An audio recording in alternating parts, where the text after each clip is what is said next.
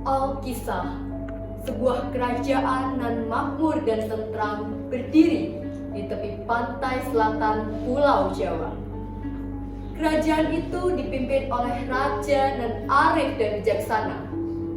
Kerajaan itu begitu makmur. Namun, berkat kemakmuran kerajaan tersebut, banyak orang yang ingin menguasai kerajaan itu. Suatu hari, ketika para pengawal sedang lengah, sekelompok orang jahat datang menyerang. Seluruh rakyat di sana kalang kabut, tak tahu harus melakukan apa. Sang raja, putra-putranya, beserta para menteri, semuanya berguguran. Tak ada lagi harapan bagi mereka. Sementara itu, beberapa pasukan yang tersisa beserta sang putri raja mereka berhasil kabur menuju sebuah hutan belantara. Kira-kira apakah yang akan dilakukan oleh sang putri? Sebelum itu, izinkan saya untuk perkenalkan diri. Assalamualaikum warahmatullahi wabarakatuh. Shalom, Om Swastiastu, Namo Buddhaya, Salam Kebajikan. Perkenalkan, saya Patricia Lorenza Handoko, perwakilan dari SMA Katolik Santo Paulus. Kali ini, izinkan saya untuk menceritakan sebuah kisah menarik mengenai asal-usul kota Jember, yakni Jember Sari. Dahulu kala, sebuah kerajaan yang makmur dan tentram berdiri dengan kokoh di tepi pantai selatan Pulau Jawa. Sang raja itu arif dan bijaksana memimpin rakyatnya. Segala hasil bumi wilayahnya dimanfaatkan dengan baik untuk kesejahteraan rakyat. Karena itulah kerajaan itu dapat hidup dengan makmur. Kemakmuran kerajaan itu mengundang banyak decak kagum dari kerajaan-kerajaan lain. Namun, kemakmuran kerajaan itu juga mengundang niat-niat jahat. Salah satunya dari sekelompok bajak laut. Mereka ingin menaklukkan dan menguasai kerajaan itu. Suatu hari, ketika para pengawal kerajaan sedang lengah, para bajak laut datang menyerang. Seluruh rakyat di sana kalang kabut. Mereka tak tahu harus melakukan apa.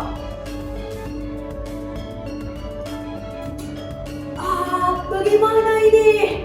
Serang, serang, serang!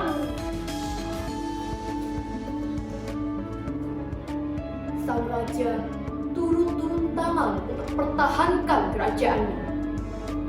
Naasnya, sayang seribu sayang, sang raja harus gugur. Putra-putra raja beserta para menteri, mereka semua turut berguguran. Para rakyat kehilangan harapannya. Tak ada lagi cahaya bagi kerajaan mereka. Hancur. Sementara itu, beberapa pasukan yang tersisa beserta sang putri berhasil kabur menuju hutan belantara. Putri itu bernama Putri Jember Sari. Ialah satu-satunya pewaris tahta kerajaan yang berhasil selamat. Mereka kabur sejauh mungkin dari kerajaan. Mereka lari menuju sebuah hutan belantara. Di sisi lain, para bajak laut merayakan kemenangan telak mereka. Hahaha, bersulang, kita menang. Hahaha.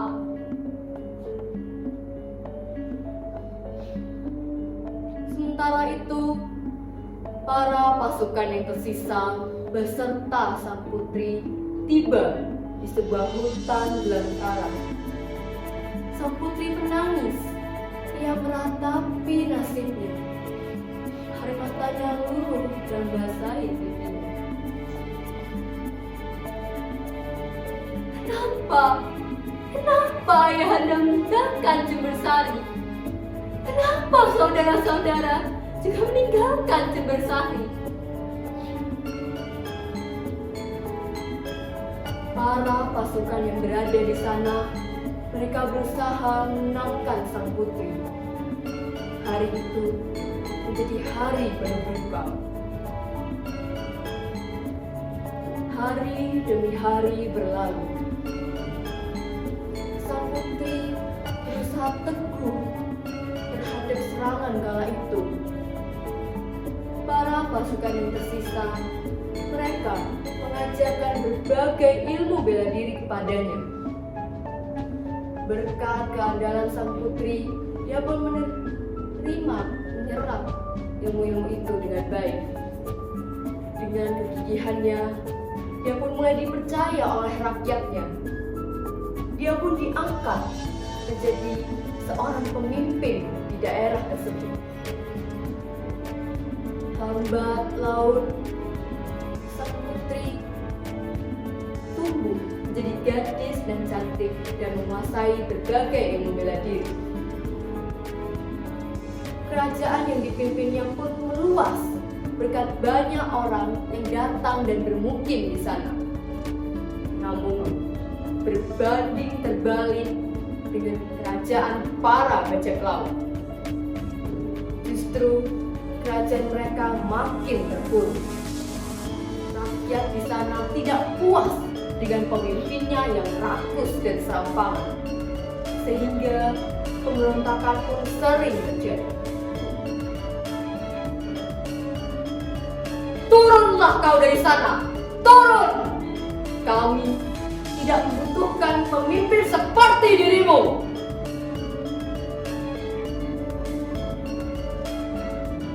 Pedang dan bilah pisau saling beradu dalam pemberontakan itu. Hingga pada pemberontakan terakhirnya, Raja Bajak Laut tewas di tangan rakyatnya sendiri. Kekosongan kekuasaan pun kembali terjadi. Rakyat di sana kehilangan sesosok pemimpin yang bahkan tak bisa disebut sebagai pemimpin. Hari demi hari berlalu, mereka mencari sesosok pemimpin baru. Hingga mereka mendengar sebuah rumor mengenai Ratu Jembersari yang masih selamat setelah penyerangan kala itu. Hutan ke hutan, mereka terus mencari kebenaran rumor tersebut. Kabar demi kabar mereka dapatkan dan kumpulkan hingga mereka dapat menemukan di mana keberadaan sang putri. Saat mereka dapat menemukan di mana Ratu Jembersari berada, mereka datang kepadanya dan memohon, "Ratu, engkau sungguh tahu betapa sengsaranya kami. Kami membutuhkan uluran tanganmu, Ratu. Kami membutuhkan dirimu sebagai pemimpin kerajaan kami." Mendengar hal itu, Ratu Jembersari bimbang. Dalam benaknya, dia berucap, "Aku telah memiliki kerajaan dan rakyat sendiri.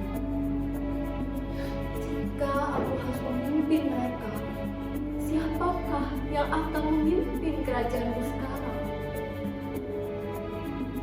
Mendengar hal itu, sang penasihat pun memberi usul. "Ratu, bagaimana jika kita menggabungkan kedua kerajaan ini? Kedua kerajaan pasti tidak akan keberatan." Saran sang penasihat pun diterima dengan baik oleh sang putri. "Ide yang baik, penasihatku. Aku setuju untuk menggabungkan kedua kerajaan ini." Saran sang penasihat pun dilaksanakan. Dengan demikian, kerajaan Ratu Jembersari meluas. Makin makmurlah kerajaannya, makin sukses. Namun, masih saja ada individu maupun sekelompok orang yang iri hati. Mereka iri dengan kesuksesan sang ratu. Suatu hari, ketika para ratu melakukan kunjungan kerajaan, Ratu Jembersari disergap oleh orang-orang yang iri hati itu. Kabar hilang begitu saja. Sang ratu hilang. Rakyat tidak tahu kemana ratunya pergi. Namun ternyata masih ada satu prajurit yang berhasil selamat.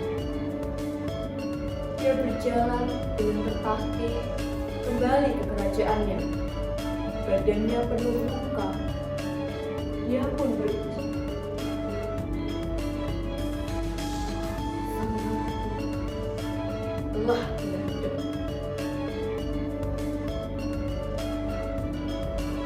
Seluruh rakyat di sana begitu sedih mendengar kabar tersebut.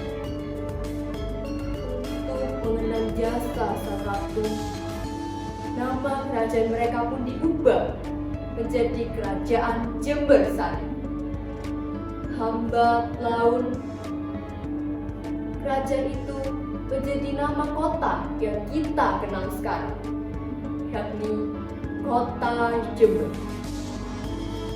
Sekian cerita dari Jembersari. Terima kasih.